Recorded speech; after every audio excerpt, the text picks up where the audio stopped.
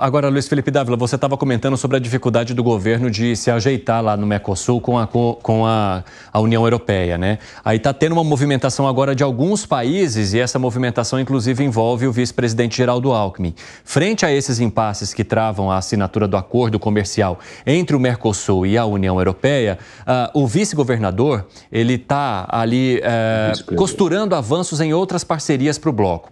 Ontem ele recebeu uma delegação parlamentar da Associação de Livre Comércio da Europa, que é formada por Islândia, Liechtenstein, Noruega e Suíça. Essa comissão está interessada em fechar um acordo de livre comércio com o bloco sul-americano.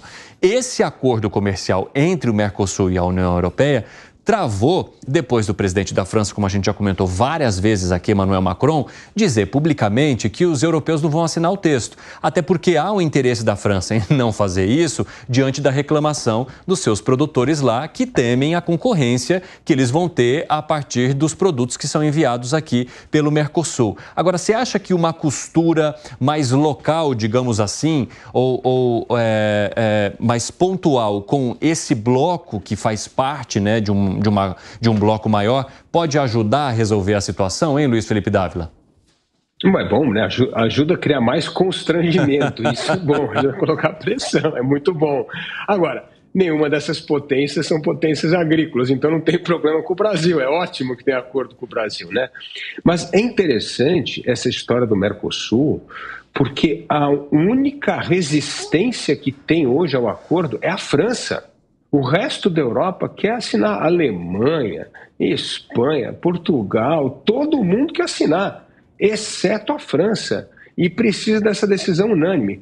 E veja só como o presidente Macron é um defensor, sim, do corporativismo agrícola. E como ele penaliza o francês. Porque isso faz com que a comida seja cada vez mais cara para o francês. Por quê? Imagina só, esse bloco agrícola, produtor de alimento na França, Evandro, representa 1,2%, 1,3% da população. Então você imagina, para defender o interesse corporativista de 1,3% da população, você sacrifica todos os franceses, que têm que pagar mais caro pela comida, e toda a Europa. É um absurdo. Está na hora do presidente Macron se comportar como estadista, pensar na França e na Europa e parar de criar dificuldade por causa do barulho dos arruaceiros que representam 1% da população. Isso é um absurdo, não faz o menor sentido. Isso é que eu estou dizendo, o mundo hoje carece de estadista, carece de gente que vai enfrentar questões impopulares com pequenos segmentos para beneficiar a maior parte da sociedade. É isso que diferencia um estadista de um político medíocre. Fábio Piperno, você entende que o presidente francês não esteja adotando uma postura estadista para lidar com essa questão do Mercosul? Está fazendo muita birra?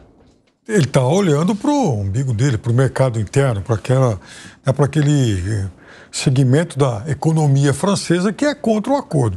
Eu me lembro que, pouco mais de um mês, no período lá de carnaval, participei algumas vezes do Morning Show, brilhantemente apresentado pelo seu Nelson BBB, viu? Pois é. Isso é o que eu mais admiro em vocês, é a vasta gama de repertório de diferentes assuntos que vocês têm. O Koba estava até agora analisando aqui prisão de Mauro Cid, falando sobre próximos passos sob o aspecto jurídico. Aí pode ser que horas depois ele esteja falando justamente sobre as decorações brilhantes ou não das escolas de samba, Fábio. Impressionante, a versatilidade. Muito talento, né? Fábio vem do esporte ainda. Impressionante. E aí, naqueles dias a gente mostrava, né? Enfim, o programa mostrava imagens da Europa toda de agricultores espanhóis, poloneses, de outras regiões da comunidade europeia, fazendo movimentos e se posicionando contra o acordo. E aí você vê como que esse mundo é maluco.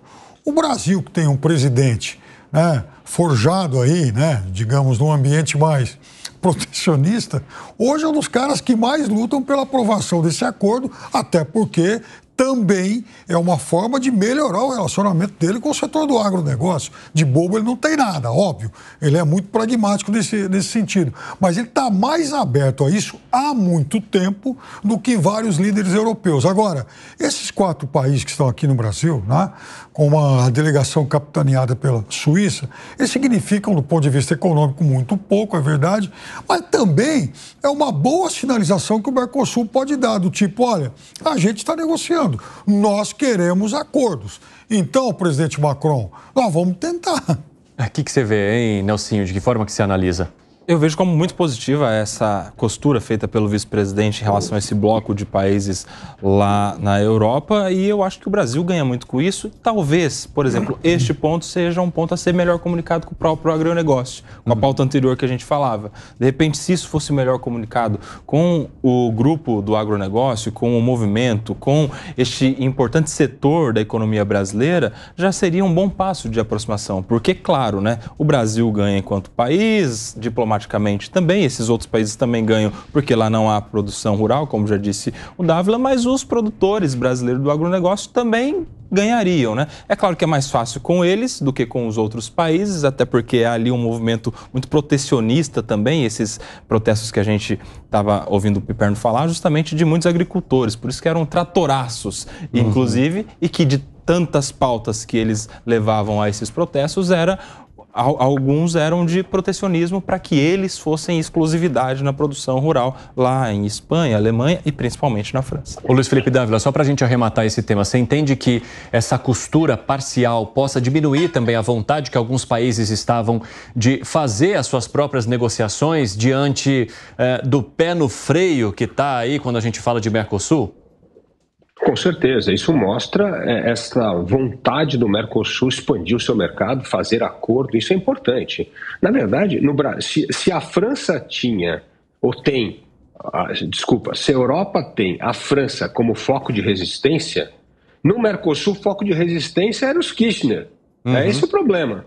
Então, assim, se eliminou esse problema na Argentina, agora a gente precisa resolver o problema com a França, porque... Converse com os alemães, converse com os espanhóis, converse com os portugueses aqui, todo mundo é a favor. Quem está sentando em cima e não assinando esse negócio é a França, que está prejudicando o resto da Europa.